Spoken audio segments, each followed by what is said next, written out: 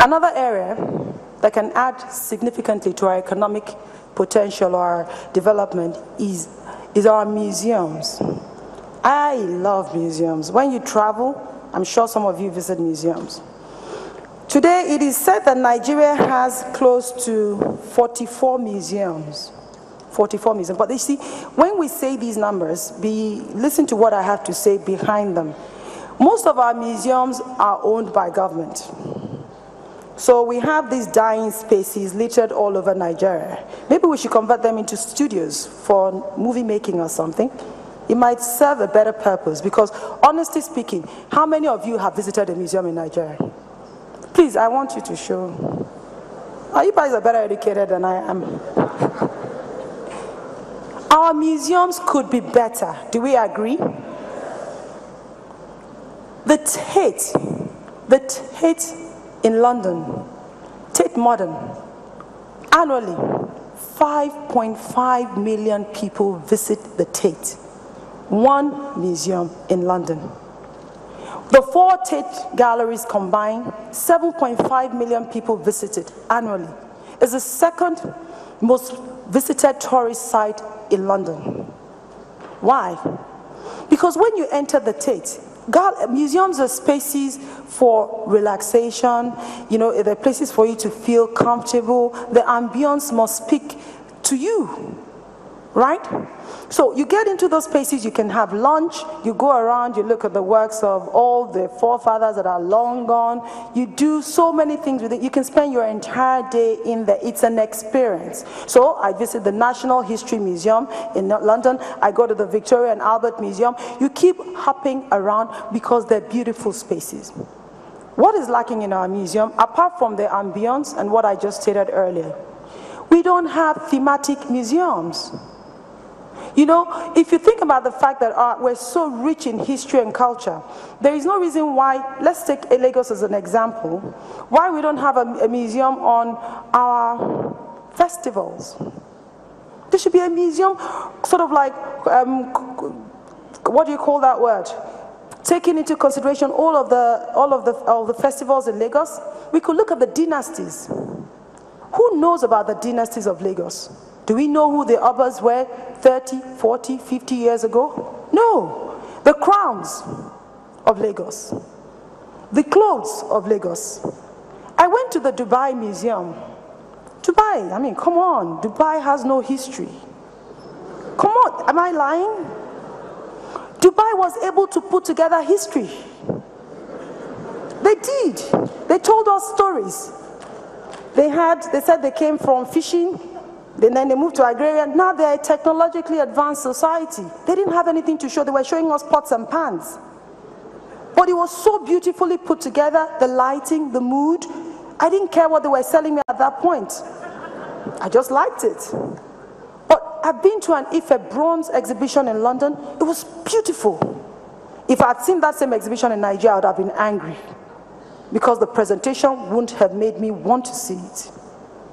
So when we're talking about museums, we should create museums. The museums in England alone, in the year 2013, generated 2.6 billion pounds to the economy.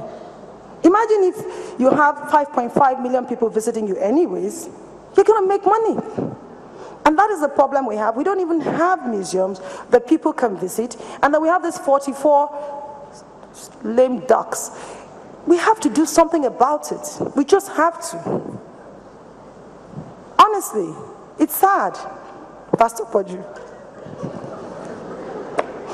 Fashion. Fashion is another money spinner. You saw it there. It's part of arts and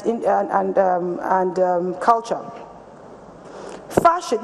India, when Gandhi did that, everybody must own a spinning wheel, everybody should do their cotton. We don't do cotton anymore in Nigeria. If we were to focus on our... Look, I went to Abeokuta. The present administration has been able to do something pretty phenomenal. They have revamped that entire tie and dye industry. They've made it into a billion naira industry. Now imagine if we did that with the Akwetes, if we did that with our where are our textile factories?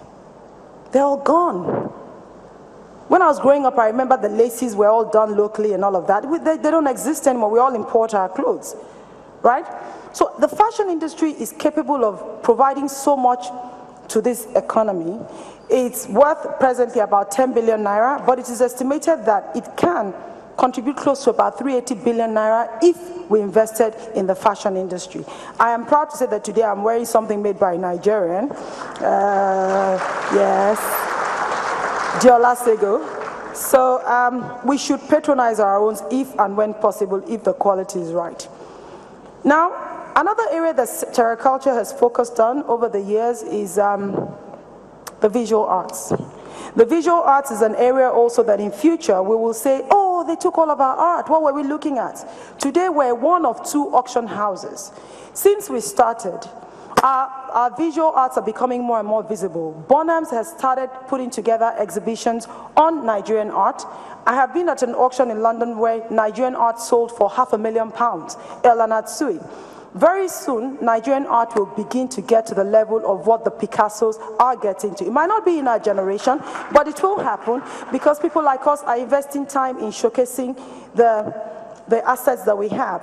Now, I'm running out of time. Let me focus on tourism and festivals. Tourism and festivals. We have God knows how many festivals in Nigeria. If you look at the Oju Dioba, if you look at the Durbar, if you look at the Argungu Festival, these are things that if we package properly, we can bring in international visitors to come and see. The Rio Carnival, one of the largest street carnivals in the world, generates $66 million per show, thereabouts approximately. Imagine if all of these festivals became world-known, world-renowned, and we bring in people from all over the world to come and see our festivals. Imagine the number of jobs we will create in the rural areas, the amounts of publicity and mileage these people would get. These are some of the things that we need to be doing that we are not doing. We have so much embedded inside of us that we're not using what we have. And tourism certainly is an area that Nigeria can benefit from. Look at what Kenya has done. If you visit the Masai Mara, look at what Gambia, little Gambia, is doing with tourism. Imagine the potential Nigeria has because we have everything from water to sunshine to rain. We got it all in Nigeria. We need to invest a little bit more in tourism. I have 2 more minutes, so I'll just round up. You know, the thing is, when you go to all these presentations, people come with a lot of big English, so I try to not speak facts, figures, and big English. Let us break it down. We need a 3-pronged approach here. First, we need government. Government's role is to create markets for us so that we can take our goods out of Nigeria and within Nigeria, giving us the necessary infrastructure. Government needs to put in place a serious legal system that prevents piracy from taking place. They need to build technical schools for us and vocational schools and give us the prestige needed for us to believe that doing arts and culture is not in itself a bad thing. They need to also ensure that the teachers, train the teachers. The teachers themselves must be able to pass on these skills to their students. And then we need to protect the intellectual property of the artists that are involved in this. These are some of the areas where government needs to be useful for us. Now, the citizenry, especially the wealthy class. Philanthropy is dead in Nigeria. Nobody gives. If you look around the world, if you go to Harvard, if you go, you know, this is where all these kids go to, and they all boast, my son is in Harvard, this and that. What are you doing in Nigeria to build universities like that? These were all built by the generosity of Americans. Private citizens will donate their own money and build universities. This is what has become America's Ivy League today. How many wealthy people invest back in this country? How many of them, you see 80-year-old men building big houses. Is he going to take it when he's going with him? They should be building museums. They should. This is what our wealthy people need to be doing as a society, preserving our culture. They're not doing this. We go around, everybody looking for oil contracts. There's so much more they can be offering this nation. They should be supporting the movies. They should be supporting our music artists. They should be supporting things that will encourage the youths to move forward as a group.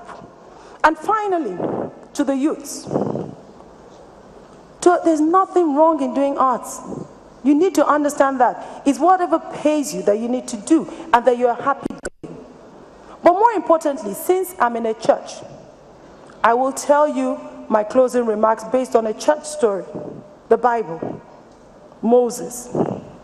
Moses was a gentleman who was asked by God to go and talk to Pharaoh to release the Israelites. Moses said, God, I can't do this. I don't have anything to do it. God said, Moses, what do you have in your hands? He said, a rod. My question to you today is, what is in your hands? Use it. Thank you.